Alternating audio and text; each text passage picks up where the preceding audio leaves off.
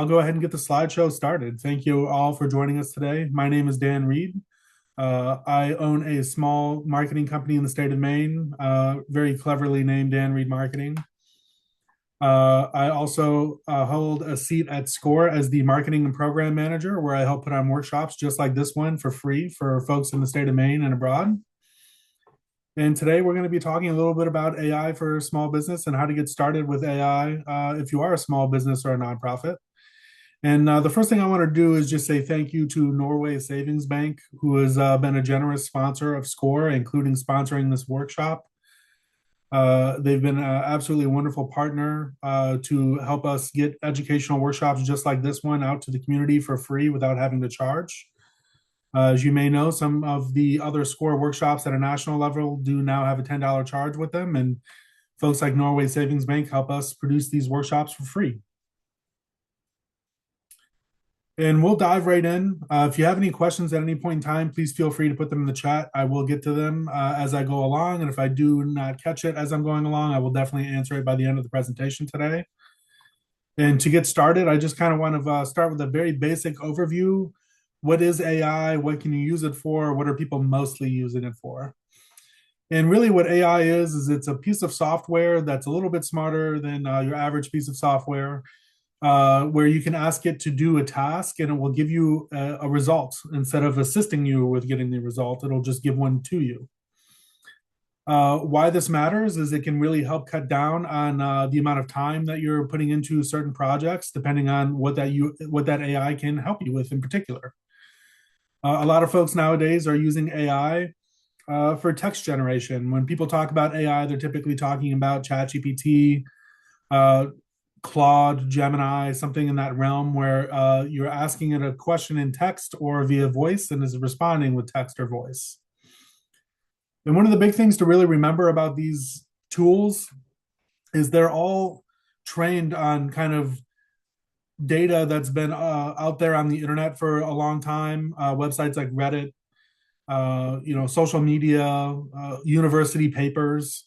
So really what it's doing is it's taking all of that information that it's absorbed over a very long period of time, and it's hashing all of it up and using it to better understand context. So when you ask it to do something, it researches its database to have context for something relevant to what you're talking about, and then it kind of mashes all of the different pieces of context that it has together into a result and gives you that result. And it does that using a process called NLP, or natural language processing, or neural language processing. And it basically tries to guess what the next word in the sentence should be to get to the result that you're looking for. What that means for as a user is that AI is very good at pattern recognition. And because it's all based on patterns, refinement and iteration is really key to getting the output that you're looking for. What you're trying to do is get it to recognize a specific pattern in a certain kind of way so that it gives you the result that you're looking for without you having to spend the time getting to that result. And that's a really key thing to keep in mind. If you're spending a ton of time trying to get ChatGPT to spit out exactly what you're looking for, it might be easier for you to have just done the work in the first place. So that's something to really keep in mind and balance here is the value of what it can provide, the value and what it can provide against the time that it takes to get to that answer. Another thing that this all really means based on pattern recognition is it's just trying to get to an answer that you like. And because it's not a human, it doesn't know what fact or fiction is. It's not sure what things are true and what things aren't true, or necessarily how truth relates to other truths or opinions. So the information that it provides is not always right because it doesn't understand the concept of right versus wrong in the same way that we do as people.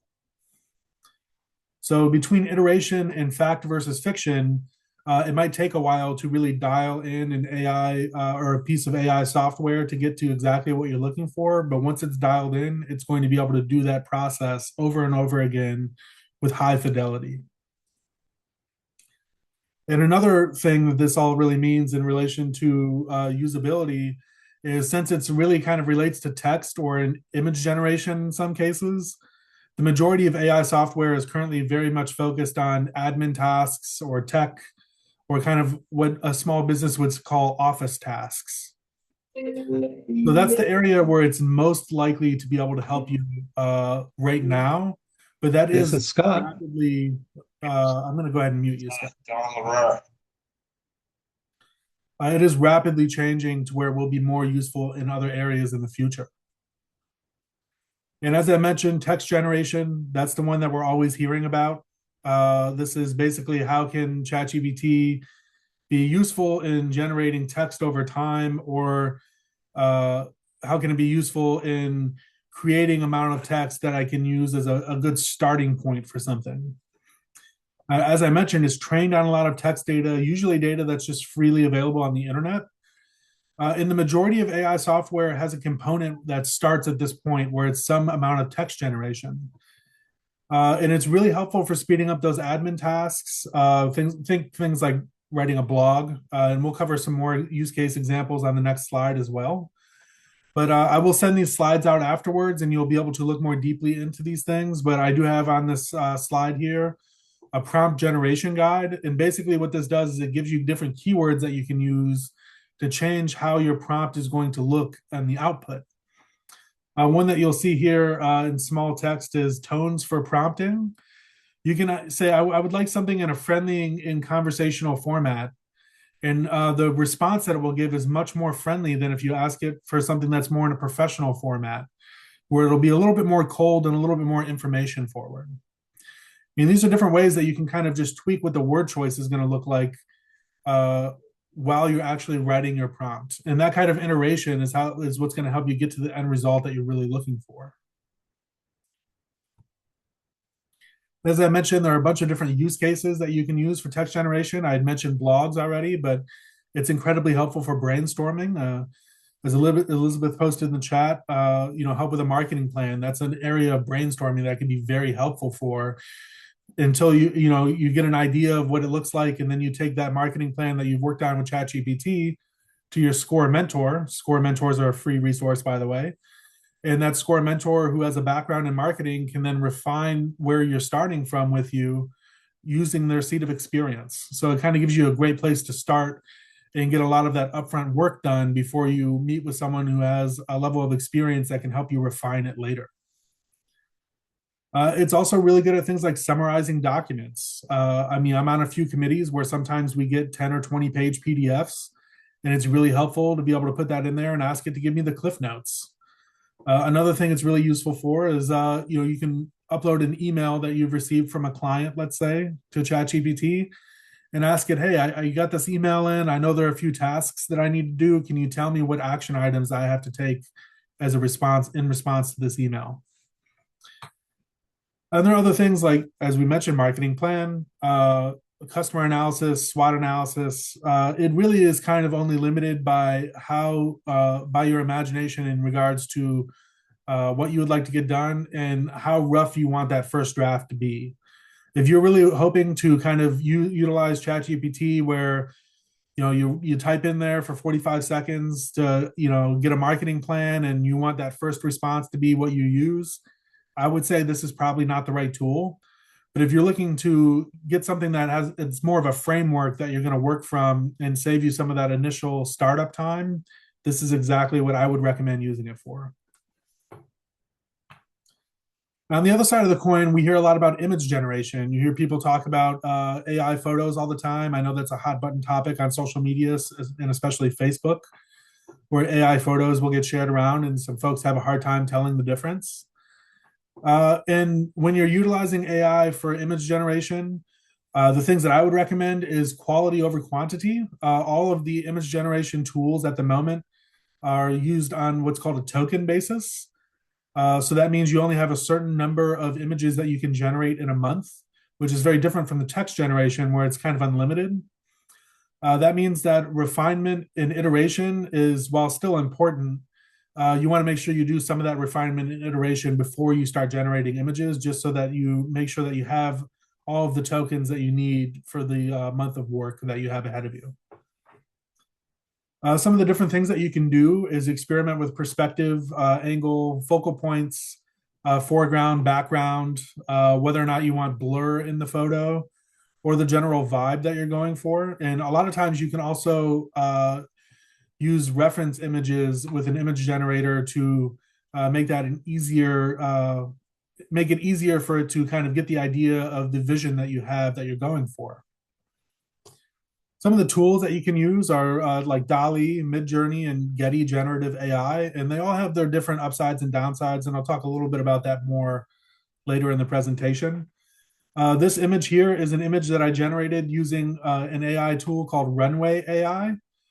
And I asked, the prompt that I'd used is a person comfortably enjoying the beach. You can see it's someone sitting there with a coffee cup and what appears to be a much warmer day than it is here today in Maine, enjoying the waves, something that I'm definitely yearning for this winter. But there are also some downsides when it comes to image generation as well. Sometimes the image generator might not know exactly what you're asking. In a similar capacity, I used Runway AI to ask it, can you give me an image of a person enjoying a beach wheelchair, which is a piece of accessible equipment that people can use at beaches? And it didn't know what that was. And at the time, I couldn't attach a reference image. So the only thing it could really give me is just someone enjoying the beach in a regular wheelchair. And this is one of the downsides with utilizing AI is you might not always be able to get the output you're looking for. Some of the things that will get you the output you're looking for and that can be very helpful are things like marketing collateral, being able to make a very quick image for like a blog or a social media post. If you need to update your headshot, you can take a selfie with your phone and will remove the background and put in a solid color background to make it look more like a professional headshot. And there are other things like product visualizations, infographics that image generation can be helpful for. But it really always comes back to, is the output going to be exactly what you need? And does that really match the brand of your business? And is it to the quality that you need it to be? Another consideration is to make sure that your image will be commercially safe to use. We'll get into this a little bit in a later slide, but not all tools are equal in regards to their terms of service and who owns the output that might be utilized. And the next step up after utilizing text generation and image generation, you want to get the most out of utilizing AI, is developing a custom GPT or a custom AI specifically for a set of tasks that you do on a very regular basis. I actually used a custom GPT to summarize these few bullet points on what a custom GPT is. As you can see here, it's a tailored AI assistant designed to understand and respond based on specific needs. What that means is it's not really going to be good at doing everything. It's going to be really good at doing a few things. And it's going to be really good at doing those few things a bunch of times in a row. And it does that by automating repetitive tasks and enhancing efficiency. And you can upload training documents or kind of front load the AI with training documents, FAQs, processes, any information that it would need in order to answer questions or to do the job that you're asking it to do on a regular basis efficiently. This is actually a really great process for getting a chatbot on your website, so folks can send it a message and get a few frequently asked questions managed or answered and managed in an efficient capacity without having a person there to do it. The things that you need for a custom GPT is a paid ChatGPT plan, and you really need to drill down and identify exactly what the needs are for your business, and if those needs are something that a custom GPT can actually do and handle on a regular basis. Then beyond that, you want to train it with your business data. So you want to make sure that whatever data it needs to do the job is available to it. If it does need any integrations, an example of what that might look like is integrating with ChatGPT or ChatGPT integrating with Gmail to respond to emails. You'll need to make sure that you have something that can do that. And then you want to make sure that you're optimizing and testing its responses over time just to make sure that it is providing you with the information that you need. Something that is immediately apparent to me, and hopefully others will see some of the concern, is that since it's utilizing all of the information that you put into it to create responses, it's also doing that for all future responses that people are asking that aren't you as well. And that's how it started generating its responses in the first place. Remember, I talked about it's all trained on information that's available on the internet. It's also trained on information that's given to it. What that means is if you give it proprietary information, it might spit that proprietary information out to someone else who's asking a relevant question related to what you're kind of doing with ChatGPT. So that's something that a lot of businesses, where if they, they need to keep things under wraps or they need to make sure something's proprietary and kept in house, there's no real guarantee that you can do that once you've already put it into the system. And ChatGPT and OpenAI might tell you that they won't share your data, but a lot of tech companies have said that in the past, and there have been a lot of lawsuits around tech companies who have shared data when they said they haven't. So that's just something that you're going to want to factor into your considerations when you do work with AI. There are some other considerations as well. Things like what is colloquially called the strawberry problem. This was patched last year, but it's a great example of how these platforms are not perfect. And this is actually the image from the original person who had found that this bug existed. They had asked ChatGPT, "Tell me how many R's are in the word strawberry." Uh, we know that there are 3 R's in the word strawberry, but ChatGPT, the way that it works is it breaks down words into what they call tokens, and those tokens are translated into binary and then translated back. So just like in a lot of ways, when you're working with any kind of translation between languages, things kind of get lost in the mix. And in this instance, an R got lost in the mix, and ChatGPT was unable to determine that the word strawberry had 3 R's in it. And if you actually read the chat, it doubles down on that and says it's 100% sure that there are only 2 R's in the word strawberry. As I mentioned, this has been patched, but this is one of those things that you want to keep in mind, that this isn't a person that you're talking to on the other end of a screen here. This is a machine that doesn't really fully understand everything that's happening. And you just want to make sure that you're working with that knowledge. And it doesn't know when it's confused or when it's missing information, because it doesn't experience those kinds of feelings because it's not a person. And as I mentioned, information can get lost when translating between languages, and this is something that happens with AI as well. Do we have any questions so far? If we do, feel free. Yeah, go ahead, Elizabeth. Yeah, I have one just related to how like ChatGPT always tells you it's a great idea, even if it's not. Yeah, Like so what, that's another problem with AI. yeah. What do you think about that? And is there any way to fine tune or get it to be more, I don't know, analytical or honest and tell you if something's a bad idea? Like from a marketing perspective, let's say, like I was going to put this post on LinkedIn and I said, "Do you think this would be a good idea?" And oh, yeah, it's a brilliant idea. But then I'm thinking, oh, I'm going to ask some friends too to make sure. So I kind of have 2 points around that. One being that the AI, so AI is based on what's called a rewards system, and that's how the majority, if not all, AI functions. Is it's basically trying something over and over and over again until it gets a reward, and a reward is literally a programmed thing into the program that just says it gets a 1 instead of a 0. And when we interact with AI, it's taking our feedback and it's assigning itself rewards based on whether or not this is perfect, I'll go ahead and use this. It's assigning itself a reward for that, saying I did that correctly and I need to act more like that in the future. Okay. That's kind of that's a good indicator of how that personality developed, where it's a yes man basically. And they tried to account for that a little bit. ChatGPT 4.0 is really known for that. But ChatGPT 5.0 is not quite as much of a yes man, Okay. but it does still lean in that direction. Okay.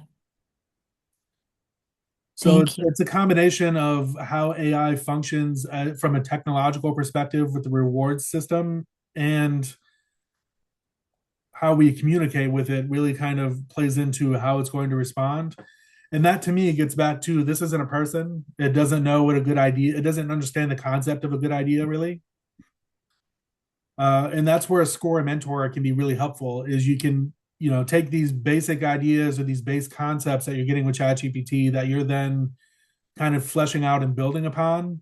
And then you take that to your score mentor, and that person can provide perspective based on experience rather than perspective based on data. Okay. Thank you. Of course. If we do have any other questions, please feel free to use the raise your hand function, unmute yourself, ask, or feel free to put it in the chat. So this kind of leads into what I was talking about earlier with user beware about terms and conditions. Terms and conditions with AI companies have been rapidly changing over the last 2 years. So this is not a set in stone problem. This is something that is just something I would recommend being aware of. You'll want to review privacy policies to make sure that a company is saying whether or not they're going to use your data to respond to other people who are using that AI. If that is the case, or honestly, even if they aren't, if they're saying that they're not doing that, I would recommend anonymizing data if possible, if you need to. Uh, don't provide it with confidential information. Check for terms of data ownership. This is a really big one. If you don't own the output that's being provided, they could have the copyright on that, and if you post it, you could be liable. Uh, Choose reputable vendors. If you already have a vendor like QuickBooks, for example, if you utilize QuickBooks, they're coming out with an AI tool for cash flow projections. If you already have a vendor that you use and they're creating AI tools that are going to be useful for your business, try to start there because you already have a working relationship with that vendor. And as I mentioned, and this is something to keep in mind from the creative perspective, uh, all of these AI tools are utilizing and are built upon copywritten material that they haven't paid for and they don't have the rights to. And that's probably going to eventually have a legal reckoning of some kind in the future. So that's just something to be aware of as well.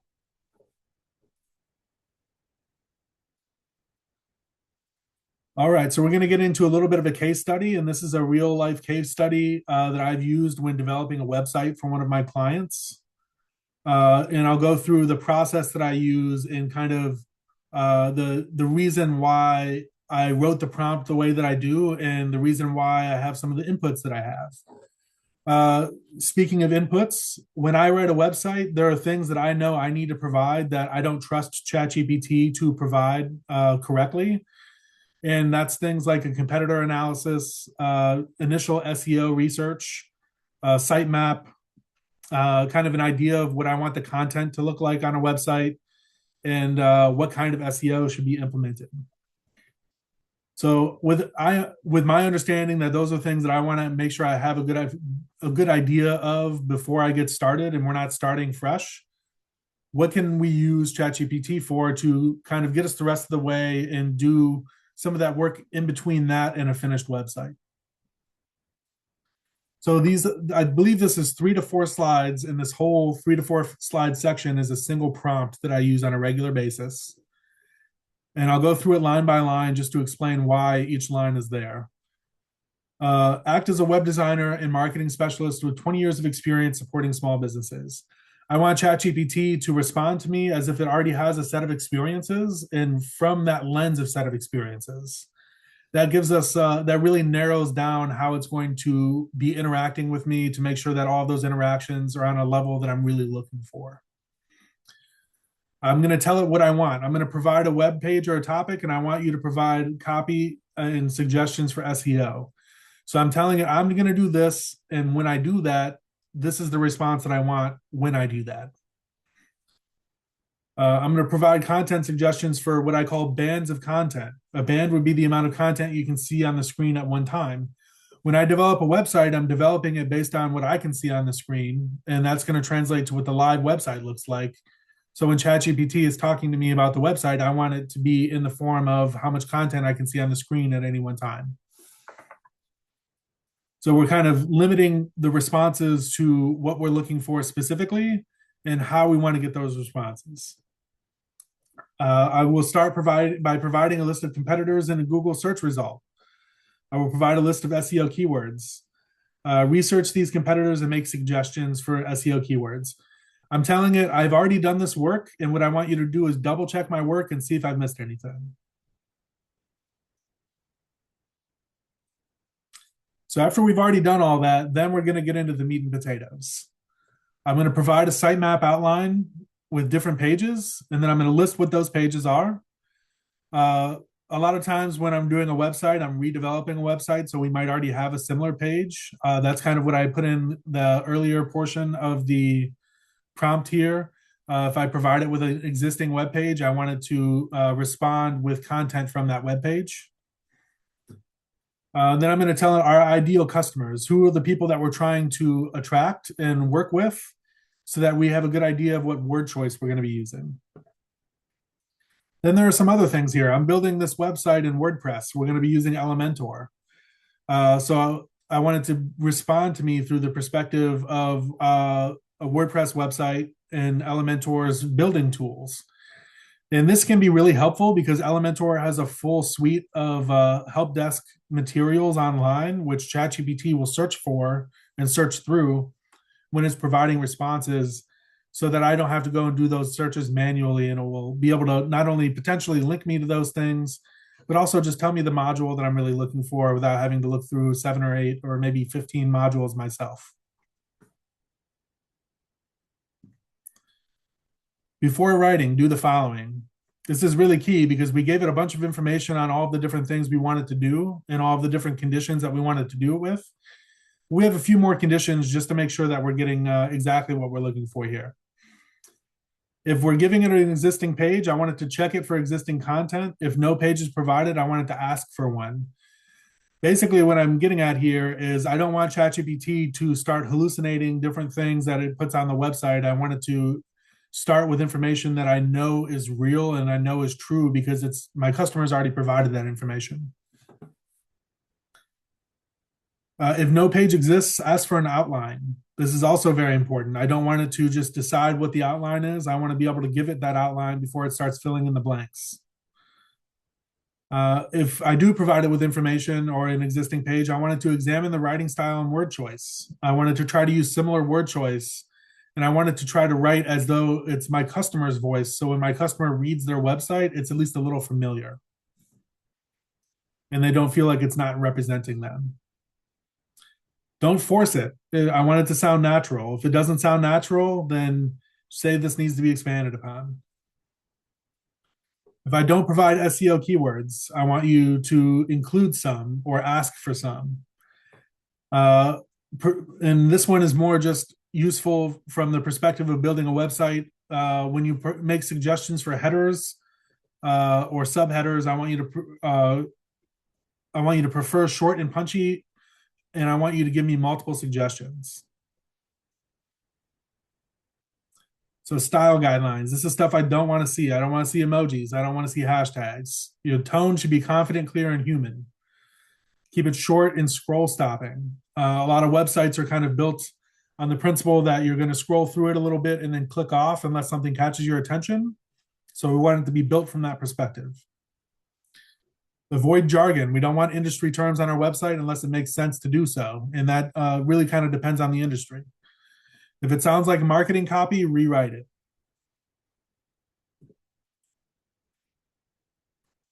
So before we get into what the output looks like, do we have any initial impressions on these 3 or 4 pages that come together to be one prompt?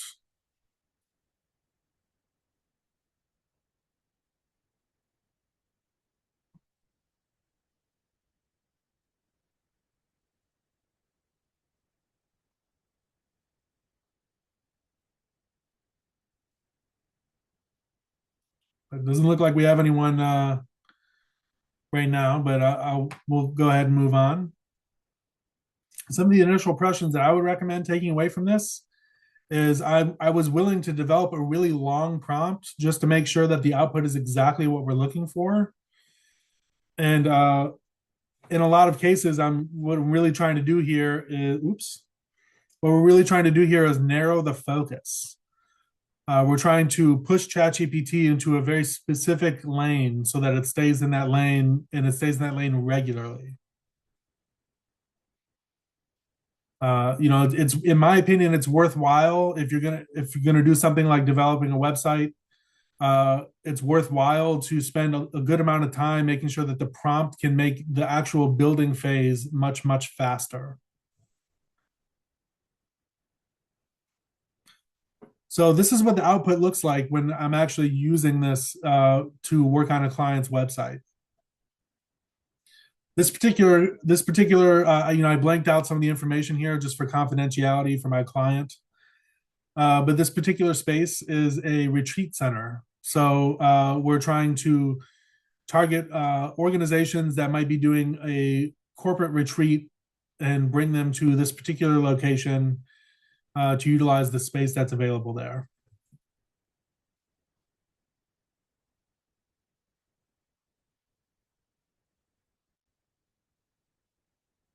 So I just got a question here in the chat.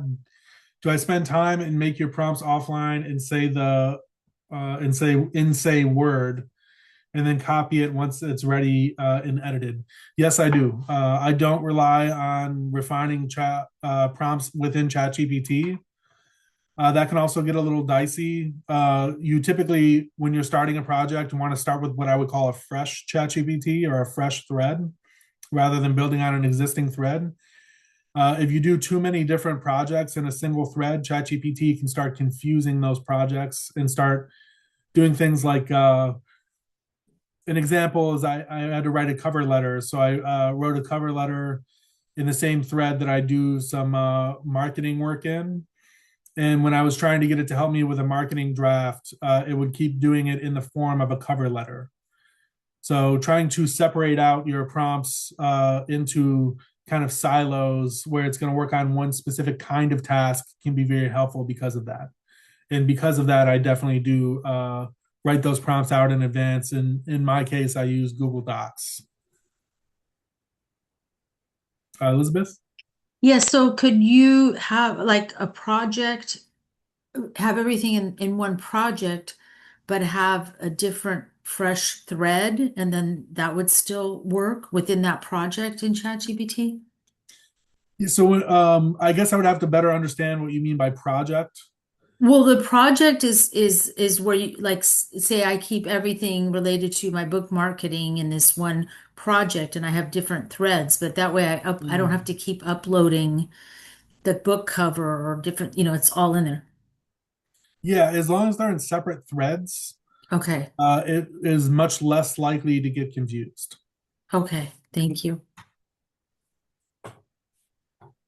As you can see with this output, this is the first output when I was asking it to help. I already put in the existing page that we were working from, and you can see it's already started working with bands of content.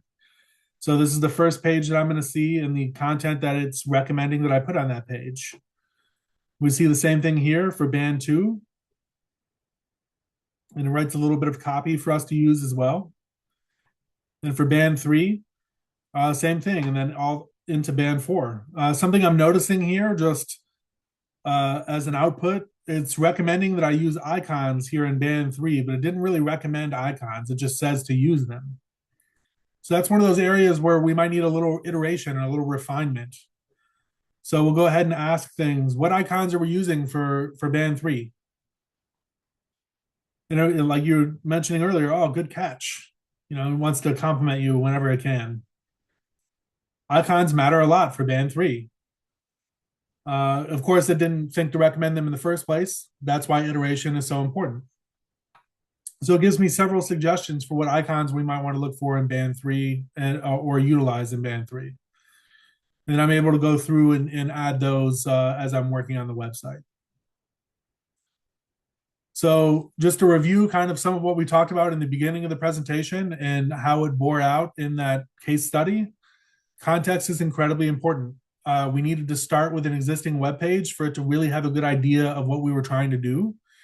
And I needed to understand how we're trying to utilize that information in this context in the form of bands of content so that we can get the output exactly what we're looking for. Iteration was super important. I needed to iterate a little bit on those individual bands just to dig down a little bit deeper and make sure that we're getting what we're going for and that it makes sense. AI is really good at pattern recognition. We were able to start with those existing web pages and get started on the new web pages very quickly. In fact versus fiction, it doesn't know what's true, so we have to really narrow its focus and make sure that if it's pulling anything from anywhere, it's from information we already provided to it And that's what some of the things that we covered in the prompt in order to kind of hit on those highlights that we wanted to make sure we got a good output with those things taken into consideration. Do we have any other questions as it relates to kind of like how a prompt like this can be utilized for real world scenarios?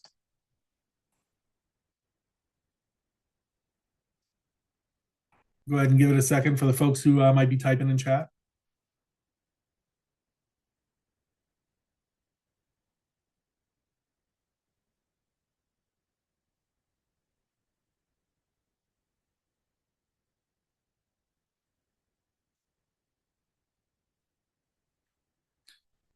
All right, so we'll kind of move on to what I would say is the second half of the presentation. In this portion, I'm going to kind of cover a multitude of AI tools that don't really fit in the realm of just being an image generation or text generation tool. And these are more specialized tools. Many of them have overlapping features, or for example, might already do text or image generation, but they do it in a way that's a little more deep than what you would get from the generic generators. Something to consider is AI tools can become very expensive very quickly. So my recommendation would be to set a budget for yourself and then try to reach the goals that you're looking for within that budget and try to really only hit on the things that you really need AI to assist you with. And if you see a tool on these lists, I personally use that tool if it's marked in green, and I'd be happy to answer any questions that you might have in relation to that tool. And I'm a marketing guy. What can I say? I'm going to have the first few of these are going to be marketing related or marketing adjacent. So just to get started with marketing, this is an image that I generated using Canva. A lot of people have used Canva before. This is the Canva Magic Media tool. I asked it to create a image of a mentor giving advice to a small business owner in a bistro. And if you don't look too closely and you don't count the number of fingers that you see on each hand, this is a pretty good baseline image to put into something like a blog as an example.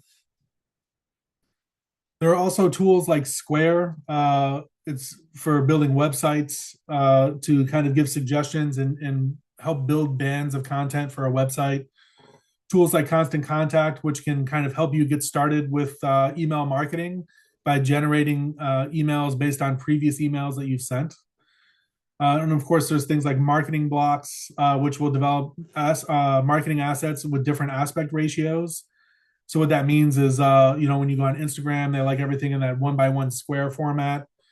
But when you're on other platforms, they might like something in the 19x10 or 19x6, which is kind of more your standard full width screen format. And then things like FeedHive, which is very useful for if you have a lot of content that you've posted in the last several years or over the last decade on social media. FeedHive will recycle the best performing posts and kind of drop them into your feed, so you don't have to post quite as often and you're getting the highlights from previous posts that you've made. And marketing is a very broad subject, so there are kind of tools for just about anything that you might want to do in the marketing realm. I did get a question in the chat about the prompt that I had here that I use. The output you received, does it lay out with photos and spacing? It does not. So this is just a text output of suggestions for content, and then it gives me word choice. I like to do the design portion myself just to make sure that it looks good and I'm not relying on ChatGPT to get it right. So I do the layout and design portion. I utilize it for word choice, headlines, and content suggestion. And sometimes it works very well, and sometimes I need to do it all myself. It really kind of depends. Content development. Photoshop is an incredibly useful tool. They have a new thing called generative fill. You can see I used it here on this image where I just kind of wanted to clean up the street level a little bit and kind of show how imposing the cruise ships are in Portland. This is the Main State Pier in Portland. So I selected the area in the foreground with cars, and I asked it to remove the cars. And if you don't count the number of windows in the main state tier, I think it did a pretty good job. There are also tools like I mentioned earlier, Runway AI, that help generate audio, video, or photos. There's tools like Synthesia, which you might have heard before. You may have heard of deepfake videos or fake videos of someone talking or doing something. Synthesia is a great example of how you could do that yourself. If you have a lot of videos that you would like to make with yourself speaking into the camera, it takes a photo and an audio sample and then a script, and it will generate those videos for you. So we had a question, how do you discard a thread and start a new one? If we have time at the end of presentation, I will go into ChatGPT and show you how to do that using screen share. There's copywriting and SEO. One of my favorite tools is Grammarly. Just analyzes and generates written content for grammar and tone, which is incredibly helpful. And then there are also tools like Copy AI, which is kind of more focused on getting SEO keywords in a natural way and long form keywords into content in a natural way. And then Jasper AI, which tries to, its main focus is to try to make human like text. So it's really trying to drill down into text that doesn't read like it's AI. And if you've read enough AI text, you know exactly what I'm talking about. The long dashes, the whether you're this or that format, things of that nature. And of course, always make sure when you're doing any kind of text generation that you're providing enough original content for it to work with, so that you're not basically plagiarizing using AI. Things like bookkeeping and accounting. I kind of mentioned this a little bit earlier. That QuickBooks has a software for cash flow projections. That things like that can be very helpful. If you've ever taken a picture of a receipt before for receipt tracking, then you've already used AI, because that is AI. It's just a form of it that we don't use on a regular basis in the same way that ChatGPT does.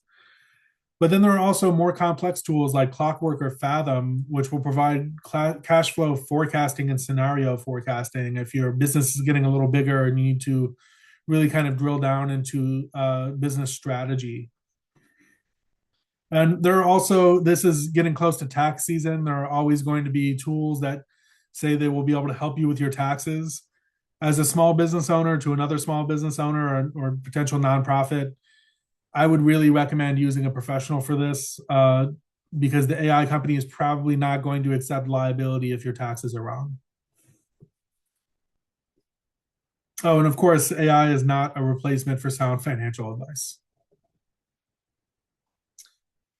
Then in sales, AI gets very interesting, especially if you're getting to be more of a larger small business. There are tools like Grab AI, which integrates with your accounting software. And if you have enough history of customer transactions, it will start to give you insights into, every year, Jim orders 10 times as many of this kind of widget in October. And, it's September. You might want to reach out to him and see if you can lock that sale in before he reaches back out to you. Or things like Einstein from Salesforce, where you can kind of query your Salesforce inquiries. Hey, when was the last time we talked to Jim? And the last time you spoke with Jim was an email that you received in August. Then there are things like Exceed by Genesis, which is a chatbot and email assistant, which will set up meetings for you. So Jim emails you to set up a meeting to do a purchase order. It will automatically schedule time with him and send him an email confirming that time. Then the tool that I find very interesting, and I haven't seen it used live yet, but I've heard of people who've used it that I think is very cool, is KnowledgeNet, which it allows you to track connections across your business and your employees' connections across their social media accounts and their email accounts, so that you can have a really good and in-depth understanding of how warm or hot a lead might be and how deep a relationship is with someone before you make that reach out. And that's in many respects, not a lot of small businesses will be able to make huge advantage or take huge advantage of this. But for small businesses that are scaling, that have a sales team, I would really recommend at least taking a look at that product. Then personal productivity. We're using one of these right now, which is the Zoom AI summary, which automatically will take meeting minute notes for any Zoom call that you're having. A very similar piece of software is Fireflies AI. Then there are also tools like Reflect, which is a note taking app. This is something I use on a somewhat regular basis. And this is my Reflect board here on the right from a meeting that I had.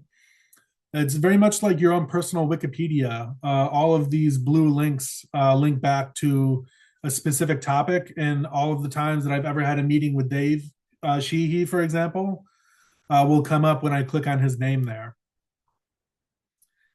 And then you have tools like Perplexity, which is a large language model that provides sources for its responses, which is really great if you need to provide sources or if you're trying to avoid that plagiarism problem that I talked about earlier. And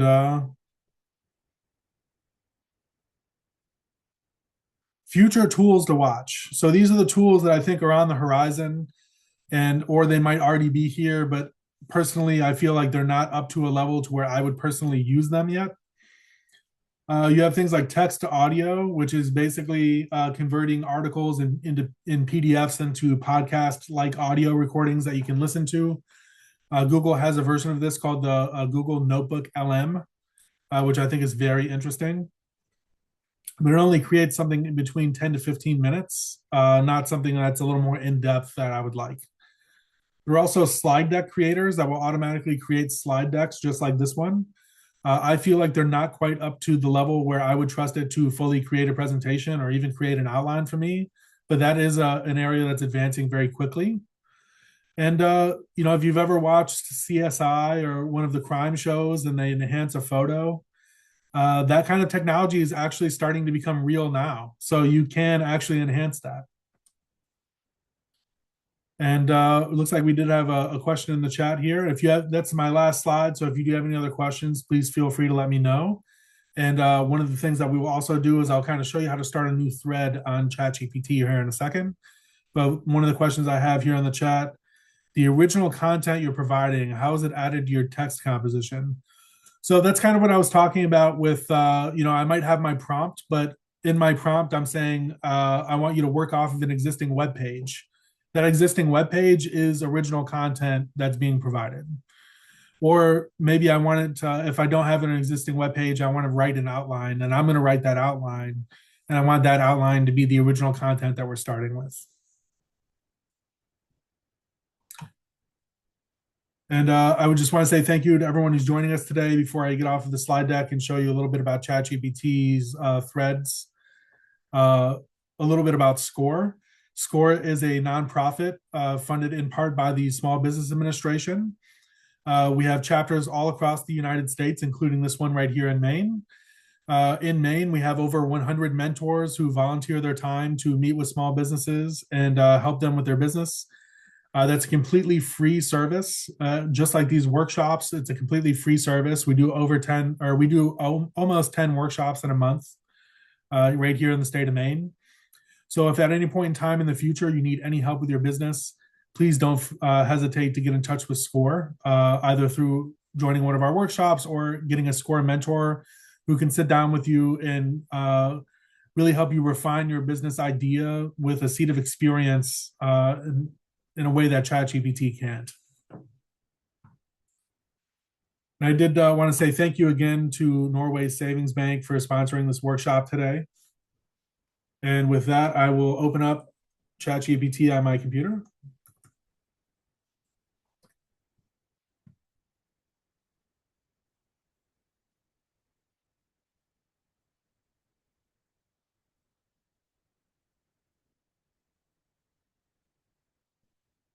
All right. And we will go ahead and screen share again.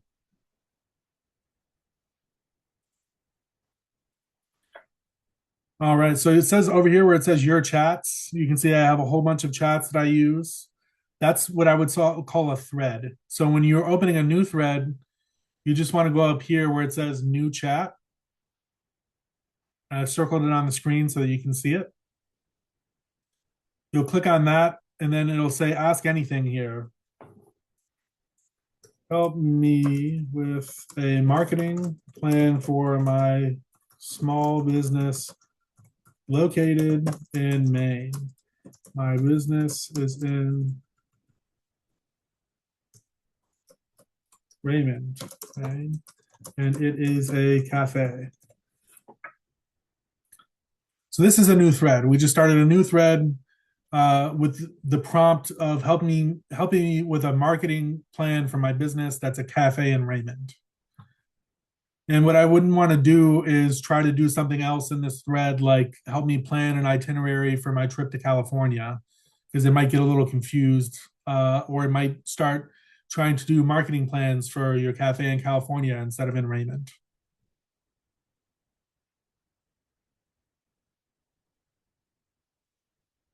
All right. Looks like we have so Zoom summary is I really can't actually show that. What it does is it basically takes the transcript from the recording and it will summarize that transcript and send you an email of what that summary looks like. Unfortunately, just don't have a version to show you right now at the moment. Do we have any other questions today?